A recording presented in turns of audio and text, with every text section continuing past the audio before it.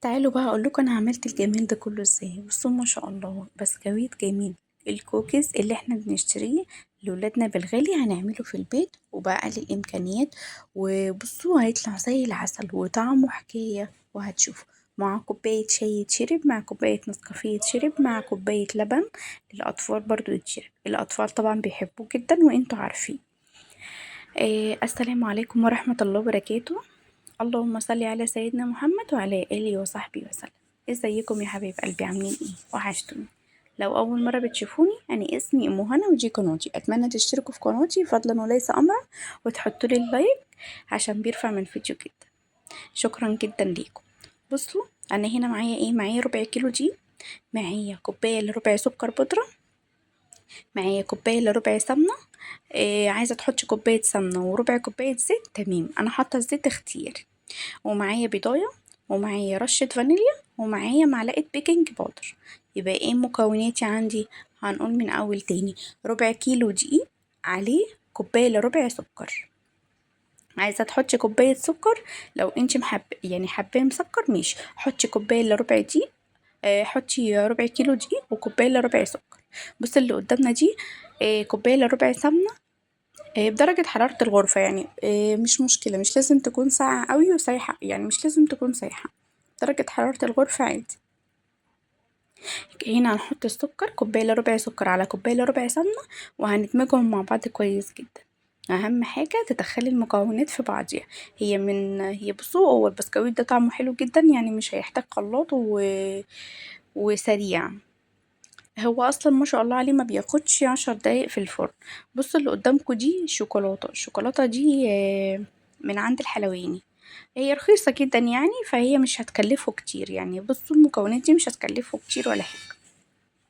طبعا ربع كوبايه الزيت اللي قدامي دي اختياري، انا مش هحطها، بس انا هحطها لكم برضه عشان خاطر ايه؟ تعرفوا ان ممكن نستبدل السمنه بنص كوبايه سمنه وربع كوبايه زيت.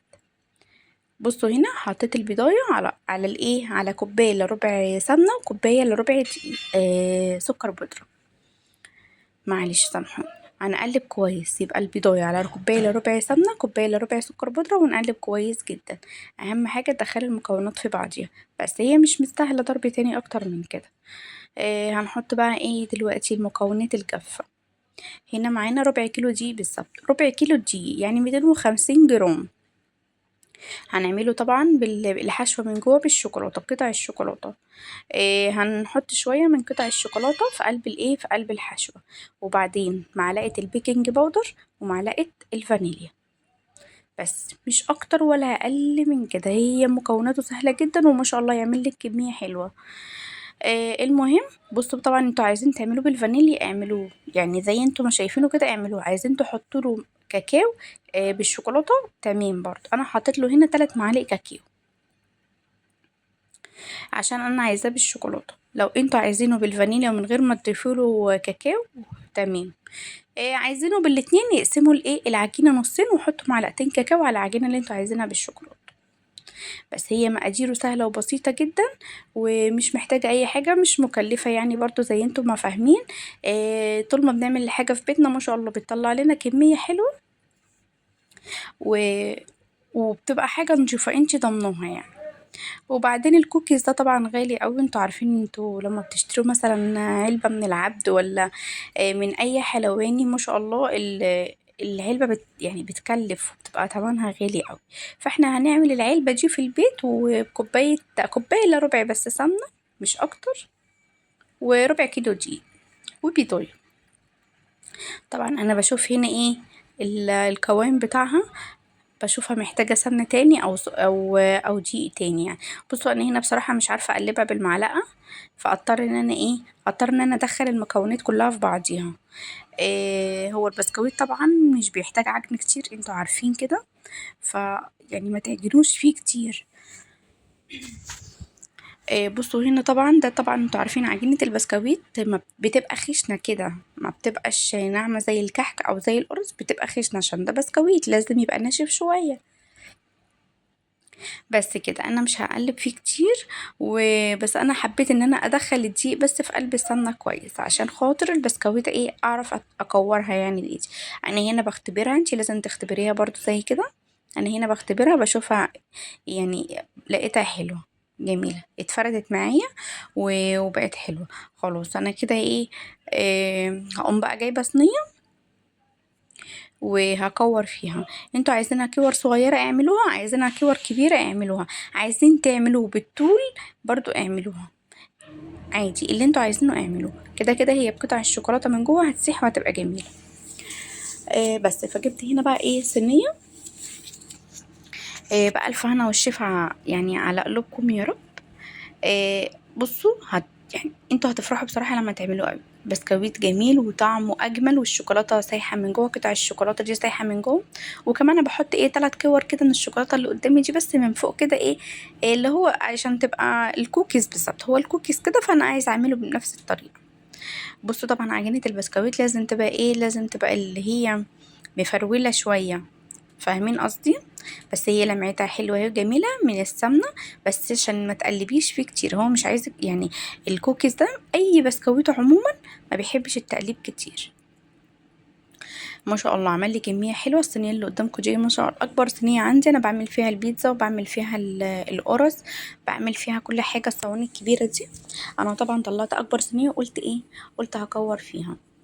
ولما دخلته كمان الفرن لقيته ما شاء الله كمان يعني فرش معايا شوية، اللي هو ايه، عشان انا حاطه له بيكنج باودر، فاللي هو فرد معايا شوية. فانتي حاولي ما تزنقهوش جنب بعضه قوي، يعني تخلي بينهم مسافة زي انا ما عاملة كده. اتمنى منكم تحطوا لي اللايك وتعملوا الاشتراك في القناة فضلا وليس امرا. عايزة اللايك بالله عليكم عشان بيرفع من الفيديو جدا.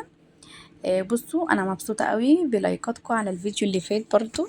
ببقى فرحانة بصراحة بكمية اللايكات، يعني حتى مش مشكلة لو كم، بحس ان انا برضو مبسوطة حتى لو كام لايك، بس بحس ان انا مبسوطة عشان انتوا بس بتقدروني. يعني كفاية ان انتوا بس بتشوفوا الفيديو بتحطوا لي اللايك عليه. ايه ده تتشكروا عليه طبعا. شكرا ليكم جدا، شكرا على تعليقاتكم الحلوة اللي بتفرح قلبي وبتبسطني. ربنا يخليكم ليا يا رب، انتوا احلى جمهور في الدنيا. بصوا انا والله لو قلت كلام الدنيا مش عارفه اشكركم ازاي. ف كفايه الشكر ليكم ان انتوا تحطوا لي اللايك وانا اشكركم ده، يعني مش عارفه والله اشكركم على ازاي. شكرا جدا. بس خلاص انا كده قربت اخلص الصينيه اللي قدامي. بصي انا عامله يعني في برضو عامله كوكيز كبير، عامله كوكيز صغير، مش كله برضو صغير ومش كله كبير. طبعا ايه ما شاء الله ولادي فرحوا بيه جدا جدا جدا وحبوه جدا والله. ينفع جدا للمدارس، المدارس جايه هينفع جدا ليكي لو حطيتي لكل مثلا لكل طفل قطعتين 3 كده الصبح في اللانش بوكس وهو رايح المدرسه. اهو احسن ما تجيبي له برضو حاجه من بره بسكوت، بس اي حاجه ما تجيبيش اي حاجه من بره اعمليه وهينفعك جدا في المدارس والولاد هيحبوه كمان. ولو حطيتيه في اللانش بوكس الصبح ولادك هيفرحوا بيه. وانا قلت بصراحة هعمل كده، انا قلت هعمله واحطه في علبة. بس اهم حاجة بقى لما تطلعيه من الفرن تحطيه في علبة وتقفلي العلبة علشان خاطر يفضل بس طري معاكي. هو ما شاء الله هو كده كده بسكوت مش بيبقى ناشف خالص، وهي طالما انت حاطه له سمنه مش بيبقى ناشف. بس هو ما شاء الله انت عايزه تستبدلي السمنه بالزبده، اعملي كده تمام. هو سمنه زبده زيت مش تمام، بس زيت لوحده ما ينفعش هينشف البسكوت قوي، لازم زيت مع سمنه او زيت مع زبده. يعني ربع كوبايه زيت على نص كوبايه سمنه، ربع كوبايه زيت على نص كوبايه زبده. ما تنسوش المقادير دي، وكوبايه الا ربع سكر او كوبايه سكر اللي انتوا حابينه على حسب التسكيرة اللي انتوا حابينها. المهم بس هو كان طلع ما شاء الله جميل وزي العسل والله. ولادي فرحوا بيه جدا جدا جدا، وانا بصراحة فرحت بيه لاني طبعا لما بتعملي حاجة في البيت وبتحس ان هي ده بيبقى خير في البيت لما بتعملي الحاجات دي في البيت. وكفاية ان الريحة في البيت بس كده، ريحة الخبيز ده في البيت او ريحة اي حاجة بتعمليها حلوة لعيالك وبيبقوا فرحانين بيها، انت بتبقي فرحانة اكيد. فانت بمكونات قليلة قوي فرحيهم والمدارس جاية هتنفعهم كمان. وان شاء الله باذن الله يا رب يعجبكم، ان شاء الله هيعجبكم انا متأكدة، بس اعملوه ومش هتخسروا حاجة. وبقلل المكونات. خلاص انا هنا ايه كنت اخر بس واحدة باخدها معايا اهو. انا طبعا مش عايزة اسيب حاجة، انا قلت لازم الصينية تاخدهم كلهم. إيه ما شاء الله عمل لي قطع كتير، وكمان انا عامله الكوكيز كبير وفرد معايا كمان في الفرن. انتوا لو حابين تعملوا اصغر من كده اعملوا، إيه انتي براحتك. بس بصوا هنا ما شاء الله جميل. بألف هنا وشفا على قلوبكم يا رب. أتمنى تعملوا لي اشتراك في القناة وتفعلوا زر الجرس وتعملوا لي لايك بتاعكم عشان الفيديو يترفع معانا. هنا هندخل الصينية على درجة حرارة 180 10 دقايق، وهنا لما تقلق. شكرا جدا على متابعتكم ليا، ومع السلامة.